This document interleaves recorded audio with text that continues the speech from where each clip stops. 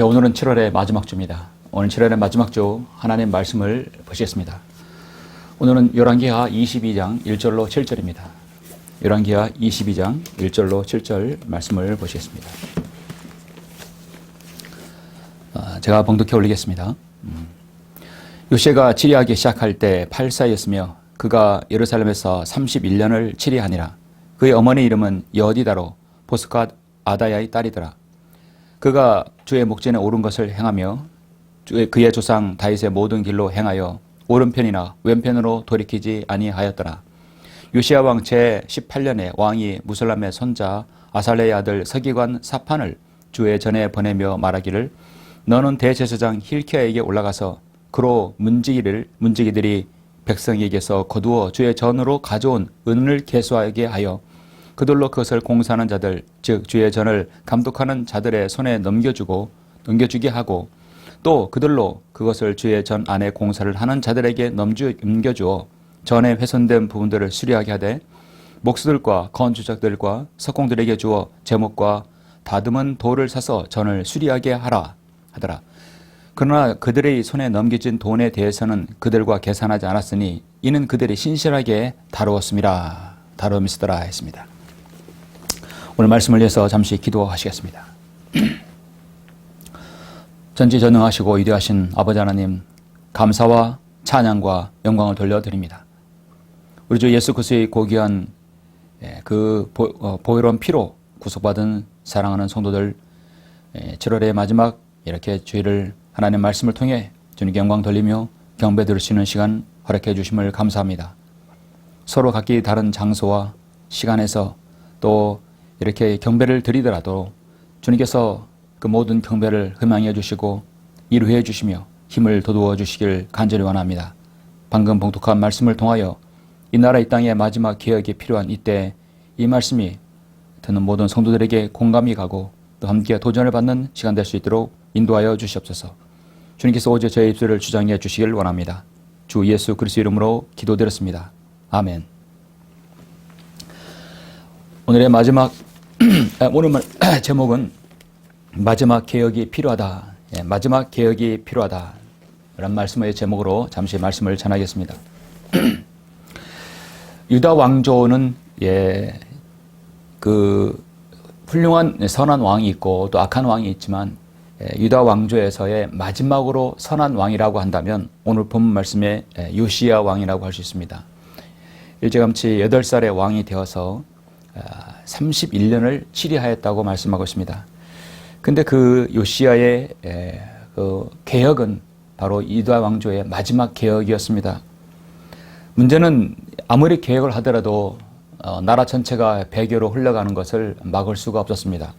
결국은 바벨론을 통해서 패망하고 민족 전체가 포로로 끌려가는 일이 역사에서 있었죠. 우리는 이러한 사실을 보게 되면 우리는 하나의 어떤 틀을 볼 수 있습니다. 이 시대는 여러분이 사는 시대는 마지막 교회의 시대입니다. 마지막 교회의 시대인데 이렇게 소수의 성경도로 믿는 그리스도인이 무엇인가를 말씀드리고 개혁을 하고 복음과 진리를 전한 어느 정도의 효과는 있고 빛을 볼 수 있습니다. 그러나 이 기독교계의 거대한 흐름, 이 배교 그리고 하나님부터 멀어지면 막을 수는 없습니다. 그것이 바로 역사의 흐름입니다. 그렇다면 결국은 우리 마지막 시대에 어느 정도 개혁이 필요한데 바로 그 개혁의 손은 이 땅의 장로교와 감리교가 아니라 바로 성경대로 믿는 그리스도인입니다. 마지막 개혁을 단행해야 할 때입니다. 거대한 흐름의 배교는 막을 수 없지만 그 주역이 바로 저와 여러분이 되어야 될 것입니다.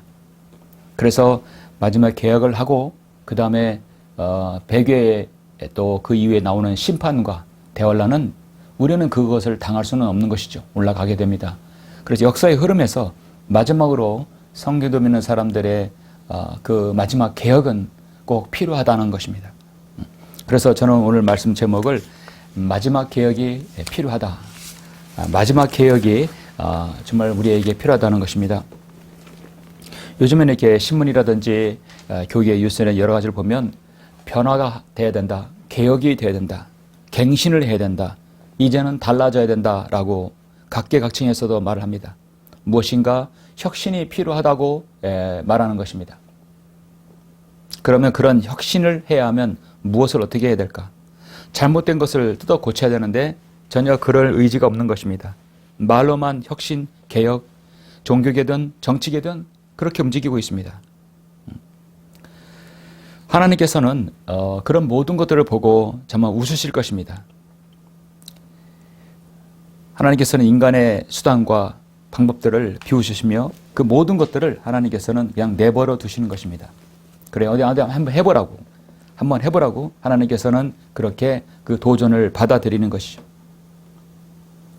개혁은 무엇인가를 바꾸는 것이죠. 잘못된 것의 뿔을 아주 고치고 그 뿌리를 바꿔야 되는 것입니다. 그래서 개혁이라는 것은 참신한 느낌을 주고 일단 희망을 주기도 하지만 결국 고치지 못하면 과거로 다시 돌아가 버립니다. 더 안 좋은 상태로 돌아가는 것입니다. 성경은 어느 부분에서도 개혁을 촉구합니다. 잘못된 것에서는 바꿔야 됩니다. 구약에도 개혁이 있고 신약에도 개혁이 있어요. 구약의 야곱은 우상숭배와 약속한 야곱은 우상숭배와 약속한 그 위반한 자신과 그 가정을 완전히 개혁했습니다. 그래서 이스라엘 이름을 얻었습니다. 지금 요시야는 당시 부패한 종교계와 정치개혁을 완전히 개혁을 해버렸습니다. 예수님께서는 새 포도주는 새 부대에 담아야 된다고 말씀하셨습니다. 마태복음 9장에서 말씀하셨죠. 바울은 마음을 새롭게 함으로써 늘 변화를 받으라고 자신을 개혁하라고 말씀하고 있습니다. 사람은 무엇인가 변해야 됩니다. 변해야 발전이 있습니다. 전적으로 타락한 존재와 부도덕과 부패와 나태와 우상숭배 등 모든 삐뚤어진 개형이 강하기 때문에 끊임없이 인간은 자신 안에 개혁이 필요합니다. 그 개혁의 주체의 대상은 바로 다른 사람이 아니라 바로 내가 돼야 됩니다.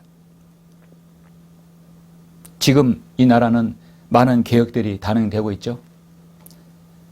지난 정권 5년 동안에 삐뚤어진 모든 것을 하나하나 바로잡으려고 이 나라의 정권은 지금 현재 많은 애를 쓰고 있습니다.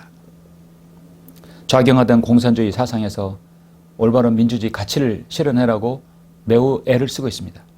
여러분은 이 나라를 소리 없는 이 지금 문화 전쟁, 이 소리 없는 이 정치권의 전쟁을 위해 기도해야 됩니다. 우리는 평온한 상태에서 주님을 섬기기를 원합니다. 점점점 공산주의 사상이 이 땅에 물들어가는 것은 곧 여러분이 마음대로 여러분이 정말 편안한 가운데 주님을 섬기는 것에 절대적으로 방해가 되기 때문입니다. 요한계시록에는 7교회가 나오는데 영적인 의미에서는 교회사 2000년 동안 있었던 그 교회들의 영적인 상황을 에베소, 서마나, 두라디아, 사데, 필라델피아, 라오디게인들의 교회로 나눴습니다. 이들 모든 교회는 항상 소수의 성경도로 그런 그리스도인이 있었고 그들이 엄청난 개혁을 단행한 자들이었습니다. 우리는 참다운 성경적 신약교회사에서 그 개혁의 개혁자들이 성경의 시령들을 우리 믿음에 대하여 우리에게 많은 도전을 줍니다. 마르틴 루터가 종교개혁을 할 수 있었던 것은 오직 하나님의 말씀에 의해서 1522년에 하였습니다. 마르틴 루터가 영향을 끼친 사람이 두 사람이 있었는데 한 사람은 종교개혁의 새벽별이라는 존 이클리프입니다. 또 보헤미아의 존 후스였습니다. 존 이클리프와 존 후스는 딱 100년 후에 마르틴 루터가 나왔는데요. 존 후스와 존 이클리프는 정말 마르틴 루터가 나오기 이전에 종교계에게 새벽별이었습니다. 횃불이었습니다. 이들은 모두 성경학자요. 바른 원문 계열은 그 라틴 역본을 영어로 번역하여 성경을 번역하였습니다. 그래서 마르틴 루터는 이 틴텔 성경을 1534년에 독일어로 번역을 단행했어요. 백유한 시대의 개혁은 바른 성경으로만 돌아가야 됨을 그들은 알고 있었습니다. 역사를 돌이켜보면 킹제임스 성경이 만들어진 이후 300년 동안 복음의 역사는 찬란하게 꽃을 피웠습니다. 그래서 1500년대, 1600년대는 틴테일, 윌리엄 틴테일, 이클리프 성경, 마르틴 루터의 독일어 성경, 그 많은 킹제임스 계열의 성경들이 나와서서 개혁을 단행했던 것입니다. 그래도 감사한 것은 지금 현재 이 나라에도 킹제임스 계열의 성경들이 한글 성경들이 계속 나오고 있다는 것입니다. 그러나 여러분이 바른 말씀 또 바른 성경대로 믿는 그리스도인의 그 기조에 따른 그 교리에 관해서는 분명히 알아야 됩니다.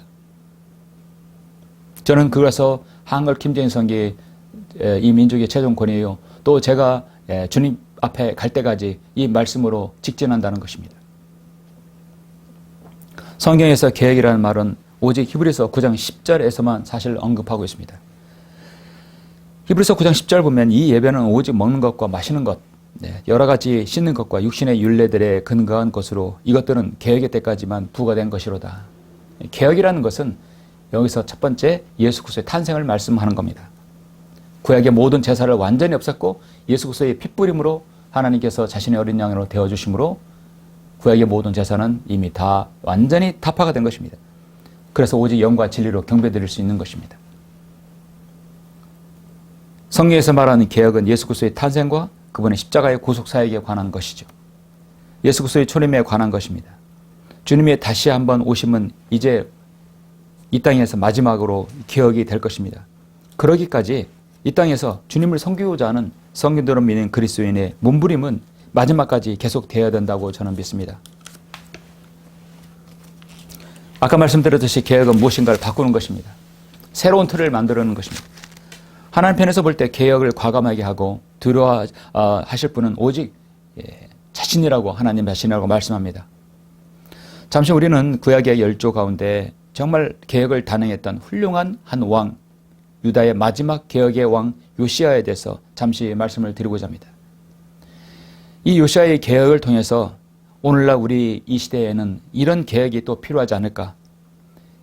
그래서 잠깐 반짝 하더라도 우리가 올라가기 전에라도 마지막 개혁을 단행해서 이 땅에 성경대로 믿는 그리스도의 이름이 그 가치를 우리가 실현해야 되지 않는가.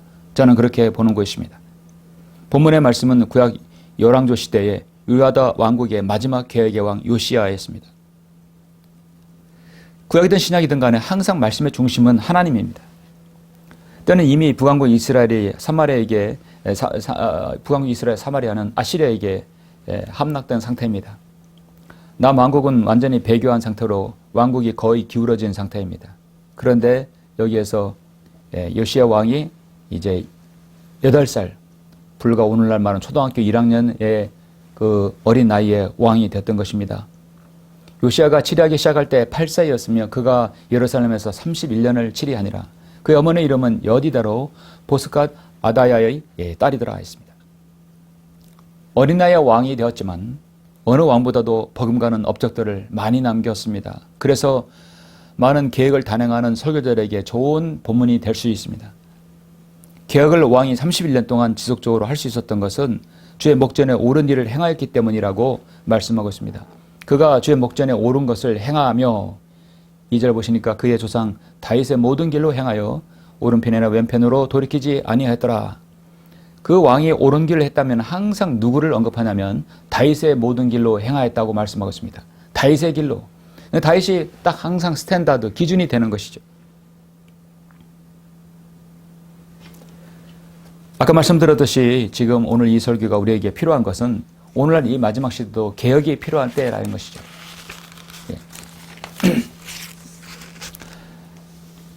하나님께서는 모든 악으로부터 개혁을 부르짖고 과감히 단행했던 그 요시야를 봄으로써 이 땅에 성경대로 믿는 그리스도인의 행보와 각오, 그 마음 다짐을 보기를 원하십니다. 그래서 오늘 요시야는 우리에게 좋은 표본이 되는 것입니다. 요시야는 그 시대에 희소 가치가 있는 사람이었습니다. 하나님 말씀을 얼마나 존중하고 두려워하는지를 우리는 역대기하 34장을 통해서도 볼 수 있습니다. 이 땅의 그리스도인, 앞에다가 성경대로 믿는 그리스도인의 희소 가치는 정말 귀합니다. 중요합니다. 누구보다도 하나님 말씀을 존중하고 두려워하는 중요한 사람들이었습니다. 교회사 2000년 동안 우리 그리스도인의 가치가 가장 빛날 때가 오늘날 이 시대에 성경대로 믿는 그리스도인이 아닌가 저는 그렇게 생각합니다. 그러면 요시야는 과연 어떤 계획을 단행했는가요? 4가지를 단행했는데요. 그 4가지를 잠깐 우리는 한번 살펴보고자 하는 것입니다. 마지막 개혁이 필요하다. 요시야는 어떤 계획을 하였는가? 첫 번째, 성전을 수리하는 일을 하였습니다. 3절부터 7절 보시면 요시야 왕 제18년에 왕이 무살람의 손자 아살랴의 아들 서기관 사판을 주의 전에 보내며 말하기를 너는 대제사장 힐키야에게 올라가서 그로 문지기들이 백성에게서 거두어 주의 전으로 가져온 은을 계수하게 하여 그들로 그것을 공사하는 자들 즉 주의 전을 감독하는 자들의 손에 넘겨주게 하고 또 그들로 그것을 그의 주의 전 안에 공사를 하는 자들에게 넘겨주어 전에 형성된 부분을 수리하게 하되 목수들과 건축자들과 석공들에게 주어 제목과 다듬은 돌을 사서 전을 수리하게 하라 하더라. 그러나 그들이 손에 넘겨진 돈에 대해서는 그들과 계산하지 않았으니 이는 그들이 신실하게 다루었습니다. 자, 그들은 돈에 대해서 중요하게 생각하지 않았다는 것이죠. 오히려 그 건축자들이 오히려 더 모범이 됩니다. 신실하게 다루었다. 신실하다는 것은 보든 보지 않았든 간에 진실을 다해서 행한다는 것이죠. 이 말씀과 평행이 되는 말씀이 역대기하 34장에도 나옵니다. 그래서 역대기하고 열왕기하는 평행이 되는 그 역사서가 공통도로 되어 있습니다. 그래서 열왕기하는 역사를 많이 흐름을 다루지만 역대기하는 영적인 흐름을 많이 거기서 제시하고 있습니다. 역대기하 34장에 보면 요시아가 이때가 26세였습니다. 젊은 청년이었을 때입니다. 잘될 나무는 떡잎부터 알아본다고 하였습니다. 요시아는 어려서부터 아버지 조부와 같지 않았습니다. 오직 창조 하나님을 두려워한 왕이 되었습니다. 아버지 아몬, 조부 므낫세 왕이 그동안 57년간 나라를 완전히 엉망으로 만들어놨어요. 산당들이 세워졌고 바알과 아세라가 만들어졌고 하늘의 군상들에게 경배했고 온갖 가증스러운 우상과 마법과 악한 영에 사로잡힌 모든 이 천지가 되어버렸던 것입니다. 무엇보다도 가장 중요한 하나님의 경배드리는 그 전이 훼손이 되었는데 어떤 누구 하나 그거에 대해서 수리하는 일이 없었습니다. 그런데 실제로 보니까 이 성전을 수리하는 그들은 그 일을 신실하게 다뤘다고 말씀하고 있습니다. 돈에 관해서는 계산하지 않았고 신실하게 했습니다. 그렇습니다. 하나님의 모든 일은 돈에 관해서 관계가 없어야 됩니다. 신실하게 수행되어져야 합니다. 당시 성전은 오늘날 우리의 몸입니다. 성전은 성령님께서 내주하시는 우리 자신들의 몸입니다. 고린도전서 3장 16절 너무도 잘 아시는 말씀 여러분 아시죠? 3장 16절에서 너희가 하나님의 성전인 것과 하나님이 영께서 너희 안에 거하시는 것을 알지 못하느냐. 만일 누구든지 하나님의 성전을 더럽히면 하나님께서도 그 사람을 멸하시리라. 이는 하나님의 성전은 거룩하며 너희는 그 성전이기 때문이라. 고린도후서 6장에도 분명히 나오죠.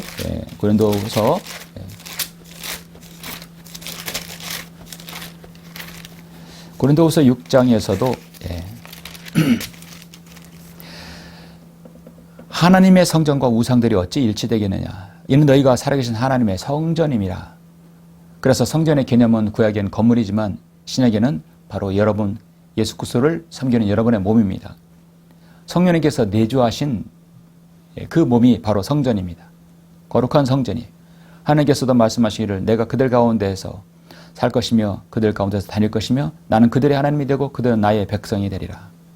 자, 이래서 여러분의 몸과 저의 몸은 성전이 되는 것입니다. 하나님께서는 자신의 독생자들 예수 그리스도의 몸을 상하심으로 인하여 죄악된 우리의 몸이 거룩하게 됐던 것입니다. 우리의 몸은 몸과 혼과 영으로 이루어졌어요. 우리의 섬김은 삼위일체가 되어야 됩니다. 몸은 육신의 힘을 다하고 혼을 구원을 받은 자아로서 온전히 하나님을 향해 드려져야 합니다. 거듭난 영은 마음을 새롭게 함으로써 하나님과 일치가 되게 하고 바른 말씀으로 드려야 됩니다. 그래서 여러분은 영, 혼, 몸 모두가 바른 섬김이 되어야 되는 것이죠. 하나님께서는 일단 그 사람을 쓰시기 전에 그 사람이 성경의 지식을 먼저 보는 것이 아니라 겸손함과 신실함을 먼저 보시는 걸 알아야 됩니다. 그래서 이렇게 성전을 수리하는 자들은 신실하게 다뤘다 말씀하고 있습니다. 자, 하나님께서는 여러분을 성전이라 말씀하셨고 그 성전에 대해서 신실함이라고 말씀하고 있습니다. 그래서 고린도전서 4장 1절 2절 보시면 그리스도인은 먼저 하나님 앞에 신실해야 됨을 말씀하고 있죠. 네. 그러므로 사람들이 우리를 그리스도의 일꾼이며 하나님의 신비들을 맡은 청지기로 여기게 하라. 자, 우리 신앙에서 청지기, 구약의 성전을 다루는 이들은 일꾼들, 역시 하나님의 일을 맡은 사람들 동일합니다. 청지기에 요청되는 것은 무엇보다도 신실한 사람으로 발견되는 것이라. 그리고 여기서도 분명히 그들은 신실하게 다뤘다 말씀하고 있습니다. 구약과 신약은 이렇게 역사가 다르지만 시대가 다르지만 일맥통하는 것이 있다는 것이죠. 마지막 개혁이 필요합니다. 요시야는 어떤 개혁을 단행했습니까? 두 번째로 율법을 바로 세우는 일을 해야 했습니다. 너무도 중요한 일입니다. 여러분 계속해서 열왕기하 22장 8절에 보시면 대제사장 hilki야가 서기관 사판에게 말하기를 내가 주의 전에 율법책을 발견하였노라 하고 hilki야가 그 책을 사판에게 주니 그가 그것을 읽더라.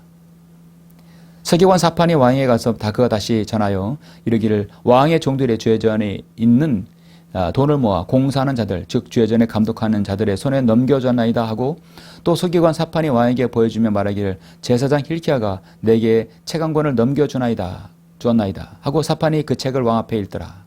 왕이 율법책의 말씀을 듣자 그의 옷을 찢고 왕이 제사장 hilki야와 사판의 아들 아히캄과 미카야의 아들 악볼과 서기관 사판과 왕의 신하들 신하 히야에게 명하여 말하기를 너희는 가서 발견된 이 책의 말씀에 관하여 나와 백성과 온 유다를 위하여 주께 물으라. 이는 우리 조상들이 이 책의 말씀들에 경청하지 아니하였고 우리에 관하여 기록된 모든 것을 따라 행하지 아니하였으므로 우리에게 바라신 주의 진노가 크심이라 하더라. 이렇게 요시야 왕은 하나님 말씀을 두려움을 갖고 하나님 말씀을 그렇게 신실하게 다루었습니다. 그래서 율법은 너무도 중요하고 율법을 잘 그들은 다루어야 되고 율법을 귀히 여겨야 됩니다. 하나님께서 어떤 일을 복을 주실 때는 직접적으로 그들에게 무엇을 하라 하지 않습니다. 가장 중요한 것은 그 사람이 하나님 말씀에 대한 자세가 어떠한지를 보기를 원합니다. 동기가 중요합니다. 자, 여기에서 지금 전을 수리하지 않았더라면 모세 율법서를 발견하지도 못했을 것입니다.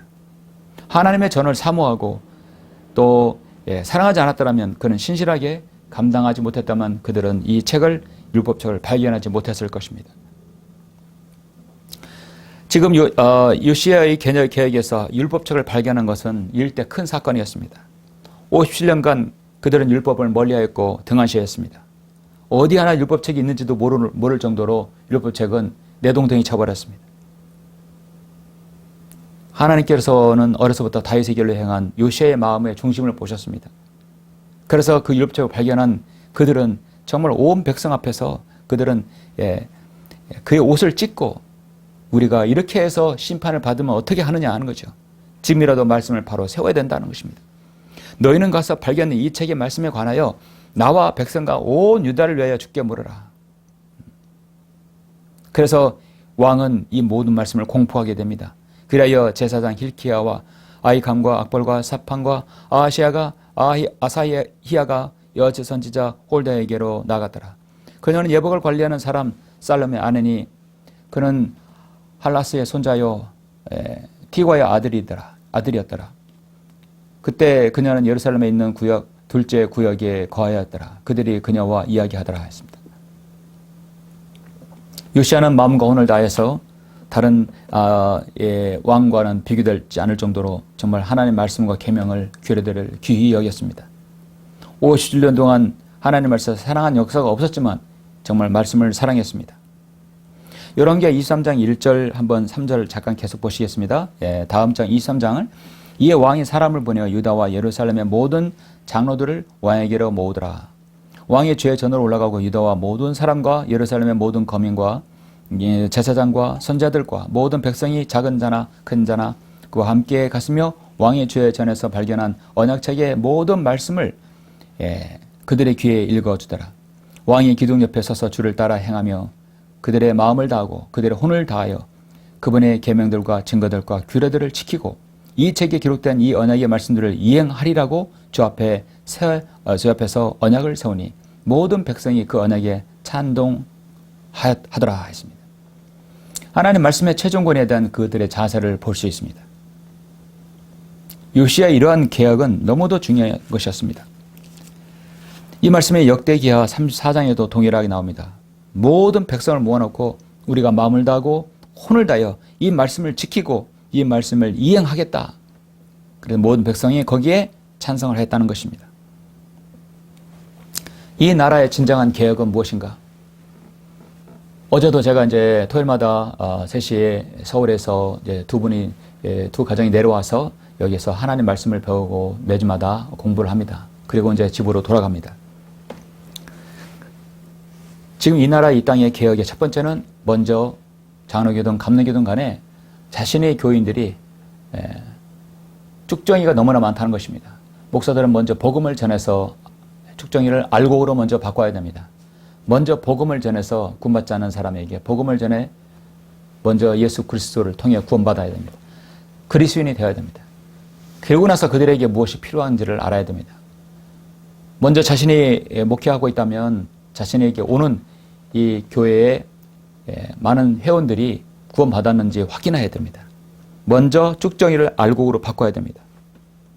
그리고 바른 말씀으로 돌아가야 됩니다. 하나님의 말씀. 지금 여기 보면 이 순서가 다 같아요. 첫 번째는 성전을 세웠죠. 성전을 세우면 먼저 성전이 돼야 돼요. 우리는 자연인에서 이미 이제 우리는 그리스도인이 됐어요. 자연인에서 그리스도인이 됐어요. 그래서 성전이 된 겁니다. 그 다음에 바로 말씀을 세워야 되는 것이죠. 요시야의 두 번째는 바로 율법을 세우는 것이었습니다. 우리는 여기서 말씀을 딱 세워줘야 됩니다. 바른 말씀으로 그동안 알리지 않았던 세대주의 진리의 말씀을 가르쳐야 됩니다. 구약과 신약과 환란시대와 천연왕국 시대를 분명히 선을 그어줘야 되는 것입니다. 어떤 말씀은 구약시대고 어떤 말씀은 환란시대고 어떤 말씀은 신약교회 시대에 해당하는 말씀인지를 잘 갈라줘야 됩니다. 이 나라는 개혁하지만은 하나님의 말씀이 없이는 절대 개혁이 이루어질 수 없습니다. 모든 교단에서 개혁이란 말을 다 쓰고 심지어 교단 이름까지도 개혁이란 말을 씁니다. 그런데 정작 개혁은 하나도 이루어지지 않습니다. 하나님의 말씀이 전혀 개혁이 없는 것이죠. 그래서 저는 굳이 성경대로 믿는 이 땅의 그리스도인들이 정말 개혁자라고 말씀드리는 것입니다. 진정한 개혁의 시작은 하나님의 말씀으로 돌아가야 되는 것입니다. 지난 150년 동안 한 번도 하나님의 말씀으로 이 민족 전체가 돌아간 적은 없습니다. 그래도 요시야는 최선을 다해서 나라의 기우임과 나라가 패망하는 걸 막으려고 안간힘을 쓰고 있는 것입니다. 그 안간힘은 오늘날 성경 보면 우리 그리스도인 사역자들 그리고 많은 우리 성도들이 함께 거기에 동참해야 되는 것이죠. 마지막 개혁이 필요합니다. 세 번째, 요시야는 어떤 개혁을 단행했는가? 이방신들과 우상숭배자들을 제거하는 일을 하였습니다. 당연히 그 당에 만연한 이방신들 우상숭배 당연히 다 제거되어야 되죠. 성전을 수리했고 율법을 발견해서 바로 세웠고 온 백성이 하나님 말씀을 따르기로 했습니다. 그러면 주위에 있는 모든 우상은 다 타파해야 되는 것입니다. 온갖 우상 숭배자들 이방신들은 그 땅에 만연했었습니다. 그래서 열왕기하 23장 4절부터 보시면 그러자 왕이 대제사장 hilki야와 차서열의 제사장들과 문지기들에 명하여 주의 전에서 바알과 아세라와 하늘의 모든 군상들을 위하여 만든 모든 기명들을 끌어내게 하여 예루살렘 밖 기드론 들에서 그것들을 불사르고 그 죄를 베델로 옮겼더라. 자, 여기서 이제 14절까지 계속되는데 한번 보시죠. 또 그가 우상을 섬기는 제사장들을 폐하였으니 유다의 왕들이 명하여 유다 성읍들에 있는 상단들과 예루살렘 주위의 장소들에서 분향하게 하였던 자들과 또 바알과 태양과 달과 행성들과 하늘의 모든 군상들에게 분향하던 자들이더라. 별의별 걸 다 섬겼죠. 이 세상에 있는 모든 자연은 다 섬긴 것 같아요. 또 그가 주의 전으로부터 그 아세라를 예루살렘 바깥 기드론 시내로 가지고 나가 기드론 시내에서 불사르고 잘게 빻아 가루로 만들어 그 가루를 백성 자녀들의 무덤들 위에 뿌렸더라. 또 그가 주의 전 곁에 있는 남색자들의 집들을 헐었으니 이 남색자는 동성연애자들이에요. 그곳은 여인들이 아사라를 위하여 벽걸이 천을 짜는 곳이었더라.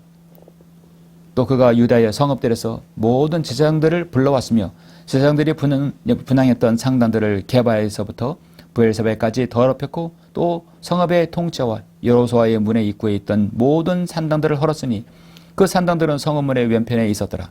그러나 산당의 제사장들은 예루살렘에 있는 주의 제단에 올라가지 못하고 다만 그들의 형제들 가운데 누룩 없는 빵을 먹을 뿐이었더라.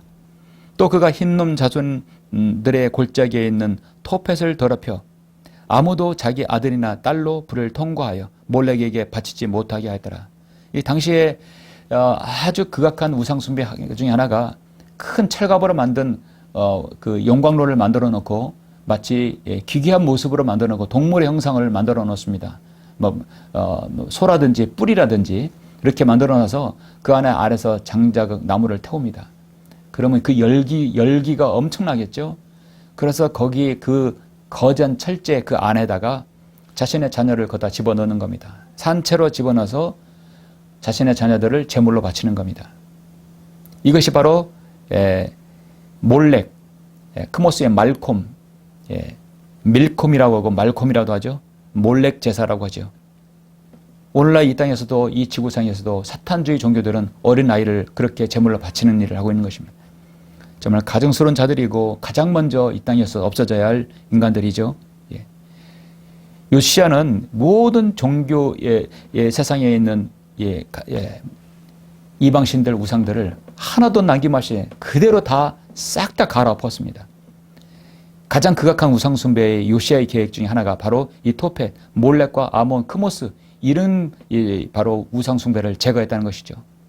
그가 유다의 왕들이 태양에게 바친 말들을 외곽에 있는 주의 전에 있고 즉 시종 나다멜렉의 집에 곁에서 제하여 버리고 또 태양의 병거들을 불살랐으며 또 유다의 왕들이 만든 아하스의 다락방 지붕에 있는 제단들과 므낫세가 주의 전에 두 마당에 만든 제단들을 왕이 헐어내고 거기서부터 그것들을 깨뜨려 그 가루를 기드론 시내에 뿌렸더라. 또 타락의 산 오른편에 있는 예루살렘의 앞 산당들 곧 이스라엘의 왕 솔로몬이 시돈인들의 가정한 것 아스토렛과 모압인들의 가정한 크모스. 여러분 여기서 모압의 크모스나요. 여기 흰놈 조선의 골짜기는 토펫 있죠. 이 몰렉 다 같은 어린 아이를 산채로 제물로 바치는 겁니다. 암몬 자손의 밀콤 마찬가지입니다. 그래서 암몬은 밀콤이고 모압인들 크모스 그리고 10절에서의 토펫 여기에서 몰렉입니다. 다 같이 그 철제 그 기구에다가 아래서 불을 떼서 어린 아이를 그 안에 집어넣고 산채로 바치는 겁니다. 그래서 이 모든 것을 다 완전히 다 멸하였다는 것이죠. 또 그가 그 형상들을 깨트리고 아세라들을 베어내어 사람들의 뼈로 그 자리를 채웠더라.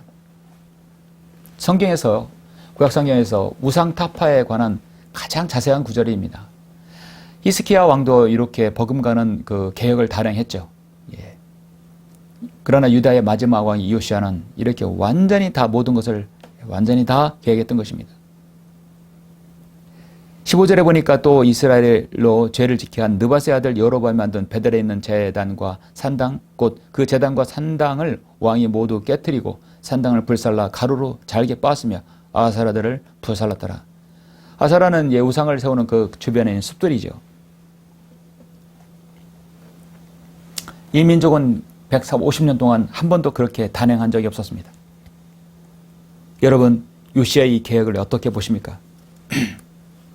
오늘날 이런 우리가 여기 나오는 많은 아사라 그 다음에 밀콤, 크모스 이런 것들은 우리 주변에 볼 수는 없지만 이 땅에 보이지 않는 우상들이 얼마나 많습니까? 사실 그 모든 것은 교회가부터 먼저 단행을 해야 되는 것이죠. 성전을 수리하였으면 율법 발견해서 율법 바로 세웠고 율법 바로 쓰면 주위에 있는 모든 우상신을 완전히 다 없애버리는 것이 바로 요시야의 계획이었던 것입니다. 마지막 계획이 필요합니다. 요시야는 어떤 계획을 단행하는가? 마지막 네 번째로 유월절을 지키는 것이었습니다. 너무도 중요한 것이었죠. 여러분 열왕기하 23장 21절을 보시겠습니다. 왕이 모든 백성에게 명하여 이 언약의 책이 기록된 대로 주 너희 하나님께 유월절을 지켜라. 오늘날 신천지에 이만희 쪽이나든지 또 안성 증이 하나님의 교회 쪽에서는 가장 좋아하는 구절이 될 수 있죠. 그들은 구원을 받으려면 유월절을 지켜야 된다는 겁니다. 그들에게 유월절은 생명과 같은 것이었죠. 그런데 이 말씀이 지금 어디 있으면 구약 성경입니다. 하나님께서는 유월절 지키라는 것은 구약의 이스라엘 백성에 해당하는 말씀이에요. 그런데 오늘날 신약 성도에게 지켜야 될 유월절은 아닌 것입니다. 유월절은 예수 그리스도의 탄생을 의미하고 십자가의 죽음을 의미하는 것이기 때문에 상징적이고 그것은 예표인 것이죠. 우리가 지켜야 되는 것은 유월절이 아니라 예수 그리스도를 내 마음의 구주로 받아들이는 것이 중요한 것입니다. 이걸 모르고 속는 사람이 이 땅에 얼마나 많습니까? 성경을 모르니까 속게 되는 것입니다. 21절 21에 보시면 이스라엘을 재판하던 재판관들의 시대부터 이스라엘 왕의 온 시대와 유다 왕들의 시대에도 참으로 이처럼 지켜진 유월절은 없었으나 이러한 유월절은 없었으나 요시야 왕 제18년에 예루살렘에서 주께 이 유월절이 지켜졌더라. 예. 24절까지 보시면 또 요시야가 유다 땅과 예루살렘에서 탐짓된 부리는 영으로 일하는 자들과 마법사들과 형상들과 우상들과 모든 가정한들을 제하였으니 이는 제사장 힐키야가 주의 전에 발견했던 기록된 율법의 말씀을 그가 이루려 함이더라. 모든 개혁을 단행하면서 우상 숭배를 다 제거하고 그다음 마지막으로 이제 하나님께 유월절을 지켰다는 것이죠. 요시야 왕이 볼 때 이 젊은 날 단행했던 4가지 단행은 정말로 대단한 개혁이었습니다. 얼마나 감개무량한 개혁입니까? 이건 개혁이 아니라 사실 어떻게 보면 이스라엘의 칸단으로 들어가서 당연히 지켜져야 할 유월절이었고 그들이 해야 할 당연한 것들이었습니다. 당연한 것을 안 하니까 이렇게 되는 것이죠. 이스라엘이 그동안 얼마나 많이 하나님 앞에 죄악을 범했는지 우리는 알 수 있습니다. 유월절은 예수 그리스도의 초림과 죽으심을 예표하는 이스라엘 명절이라고 제가 말씀을 드렸죠. 장막절은 재림하고 관계되어 있고요. 주님께서는 우리의 영원한 생명과 구원을 위해서 자신이 친히 하나님의 어린 양이 되어주셨습니다. 이 땅에 성경 듣는 사람들의 가치는 바로 예수 그리스도의 죽으심을 기억하고 그 은혜와 사랑 가운데 있어야 합니다. 자신의 첫사랑을 잊은 상태에서 사역은 무의미합니다. 이 땅에 성경을 믿는 사람이 태동한 지 1991년부터 지금까지 보면 약 30년, 32년이 되었습니다. 저도 하나님 말씀을 보고 지금까지 이 말씀을 따른 연도가 1993년부터 봤으니까 32년이 됐나요? 그동안에 소수의 성경 믿는 사람들이 약간 태동은 있었지만 민족적인 부흥은 아직도 없었습니다. 주님께서 여러분을 우리를 모두 부르실 그때까지는 이 마지막 개혁이 저는 필요하다고 봅니다. 이 땅에 성경을 믿는 사람들, 마지막 개혁이 필요한 사람들은 성경 침략에 있는 사람들이 아니라 이 땅의 모든 성경을 믿는 독립 침략의 성도들이 해야 되는 것입니다. 교회의 이름은 달라도 중요한 것은 그들의 모토가 하나님의 바른 말씀을 사랑하고 이 민족의 최종권인 한국 김정일성을 통하여 성경도를 믿는 독립 침략이어야 됩니다. 누가 누구에 의해서 와라 가라 움직여지는 것이 아니라 교회는 독립적이어야 된다는 것이죠. 성경도로 믿고 독립적으로 하면 되는 것입니다. 장로교, 침례교, 감리교 저는 간판을 바꾸라고 말씀드리고 싶지 않아요. 성경도로 믿는 감리교, 성경도로 믿는 장로교, 성경도로 믿는 침례교를 하면 됩니다. 그들은 다 장로교든 감리교든 침례교든 처음에 시작했던 그분들은 다 김정일 성경으로 시작했던 사람들이에요. 그렇기 때문에 하나님 말씀으로 돌아가서 성경대로 믿는 교회를 하면 돼요. 그런 독립침교회가 됩니다. 교단에 의해서 움직여지는 교회가 아닙니다. 이 땅의 개혁은 성경 침례교회가 아니라 성경대로 믿는 독립침례교회들을 통해서 개혁이 되어야 되는 것이죠. 그동안 한 사람에 의해서 꼰대짓을 당하고 꼰대짓을 했어요. 정말 왕꼰대라고 할 수 있죠. 하나님께서는 그에게 많은 것들을 부여해 주셨고 하나님께 의임해 주셨어요. 그래서 평생 먹고 살 수 있도록 하나님께 해주셨어요. 그렇다면 더 이상 영적인 권력을 휘두르지 않아야 됩니다. 그래서 이 땅에 하나님께서 정말 저는 말씀드리고 싶은 것은 정말 개혁은 하나님의 바른 말씀을 믿고 따르는 성경도를 믿고 실행하는 많은 그 독립침례교회들이 각자 소속한 그 지역에서 최선을 다해야 된다는 것이죠. 사랑하는 성도 여러분, 말씀 읽겠습니다. 이렇게 해서 요시야는 4가지 측면에서 과감하게 개혁을 단행했던 것입니다. 성전을 수리해서 율법처를 발견했습니다. 그리고 우상을 타파했습니다. 그 유월절을 지켰습니다. 그것은 곧 자신의 몸 영을 다해서 신실하게 주님을 섬겨야 되고 자연인이면 그리스도인으로 와야 되고 그리고 진리의 말씀을 내 안에서 바로 세워야 하고 실행해야 됩니다. 진리의 파수꾼을 되어서 이단 교리 사상에 대해서 정확하게 멸하는 데 앞장을 서야 됩니다. 하나님의 은혜 안에서 갈보리 십자가의 사랑이 내 안에 늘 넘쳐야 되는 것이죠. 그래서 구약의 이 흐름은 신약에서 흐름과 아주 동일하다는 것입니다. 열왕기하 23장 25절 마지막으로 보시겠습니다. 열왕기하 23장 25절 26절입니다. 그의 앞에 어떤 왕도 그와 함께 모세의 율법에 따라 자기 마음을 다하고 혼을 다하고 힘을 다하여 주께 돌이킨 자가 없었고 그 후에도 그와 같은 왕이 일어나지 아니하더라. 요시아의 그 계획은 전무후무했다고 성경은 말씀하고 있습니다. 그렇지만 참으로 애석한 말씀이죠. 그렇지만 주께서는 유다에게 분노하신 그 크신 진노의 열화에서 돌이키지 아니하셨으니 이는 경록케 하는 모든 것으로 므낫세가 주를 경록케 하였기 때문이더라. 그 이후에 이렇게 요시아와의 계약이 있었지만 므낫세가 주를 경록케 했기 때문에 하나님의 심판은 돌이킬 수 없었다는 것이죠. 오히려 요시아를 뒤를 이은 여호야김은 신하들이 보는 앞에서 예레미야가 기록한 하나님 말씀을 손칼로 잘라서 화나게 버렸습니다. 그를 태워버렸습니다. 요시아의 계획은 유다의 심판을 잠시나마 유보했을 뿐이었습니다. 유다의 거대한 배의 흐름은 요시아의 계획에서도 그거를 이길 수가 없었어요. 지금 마지막 21세기의 배교는 엄청난 파도로 밀려 나오고 있습니다. 국수에서 섬긴다는 믿는 그리스도인이 지금 안간힘을 쓰고 있습니다.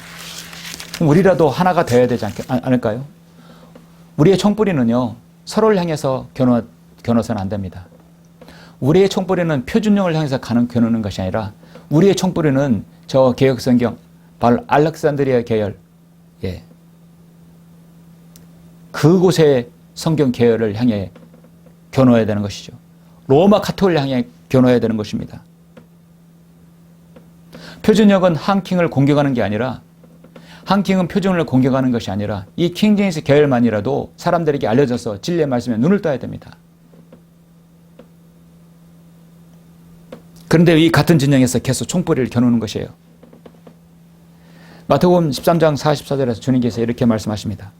천국은 밭에 숨겨진 보물과 같으니 어떤 사람이 그것을 찾으면 다시 숨겨두고 그 기쁨으로 가서 자기의 모든 소유를 팔아 그 밭을 사느니라.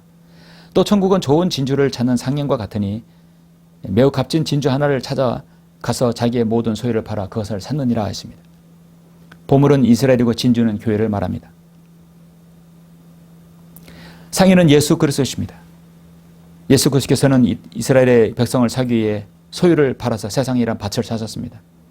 성령에 의한 몸을 이룬 진정한 교회라는 신부를 얻으시기 위해서 예수님께서는 자신의 그 그리스도의 보혈을 엄청난 대가를 지불하시고 바로 저와 여러분을 사셔서 교회를 세우신 것입니다. 그 빛나고 높은 보좌를 버리시고 벌레 같은 나를 위해서 지옥에 주님께서 가셔서 벌레처럼 고통을 당해야 할 나를 위해 주님께서 희생하신 것입니다.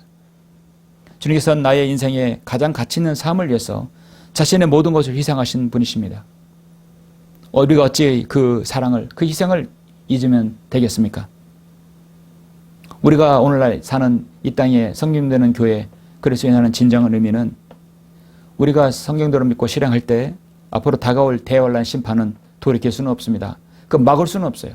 그러나 그러기까지 우리가 한 사람이라도 구원받고 변화가 되어서 마지막으로 정말 개혁이 필요한 때가 필요한 때가 아닌가 저는 그렇게 봅니다. 이것이 마지막 시대를 사는 성경도면 그리스도인의 가치인 것입니다. 여러분 그렇게 모두 사시길 간절히 바랍니다. 기도하시겠습니다. 존귀하시고 위대하신 아버지 하나님 감사합니다. 오늘 저는 열왕기하 22장을 통하여서 이 땅에 있어야 할 마지막 개혁에 대해서 말씀을 드렸습니다. 정말 개혁은 성전을 보수하는 것이었고 요시아의 개혁은 두 번째로 하나님의 말씀을 바로 율법을 세우는 것이었고 모든 우상을 타파하는 것이었고 마지막 유월절을 지키는 것입니다. 이 땅의 진정한 개혁은 먼저 아직도 교인으로 자연으로 살아가는 많은 사람들이 예수 그리스도를 믿고 성도가 되는 것입니다. 그리고 그들이 하나님의 말씀이 바로 세워지는 겁니다. 자신 안에 있는 모든 우상을 버리는 것입니다. 그리고 예수 그리스도의 그 죽으심과 피 뿌리심을 기억하고 주님의 은혜 아래 거하는 것입니다. 이것이 이 땅에서의 진정한 개혁의 모토이죠. 아버지 하나님, 이 모든 것이 이 마지막 시대에 성김되는 사는, 성김되는 그리스도인의 교회를 통해서 이루어질 수 있도록 주님께서 인도하여 주옵소서. 우리는 이 바른 말씀을 가져서 우월감과 자신감, 교만함이 아니라 겸손함으로 신실하게 주님을 섬길 수 있도록 주님 인도하여 주시옵소서. 주 예수 그리스도 이름으로 기도드렸습니다. 아멘.